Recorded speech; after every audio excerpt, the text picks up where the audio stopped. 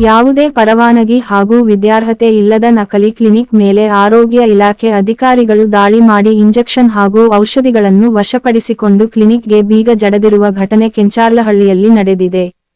ಚಿಂತಾಮಣಿ ತಾಲ್ಲೂಕು ಕೆಂಚಾರ್ಲಹಳ್ಳಿ ಗ್ರಾಮದಲ್ಲಿ ಬಾಗೇಪಲ್ಲಿ ತಾಲೂಕು ನಾರೇಮುದ್ದೇಪಲ್ಲಿ ಗ್ರಾಮದ ಮುನೀರ್ ಎಂಬುವವರು ಯಾವುದೇ ರೀತಿಯ ಪರವಾನಗಿ ಇಲ್ಲದೆ, ನಾಮಫಲಕವಿಲ್ಲದ ಕ್ಲಿನಿಕ್ ನಡೆಸುತ್ತಿದ್ದು,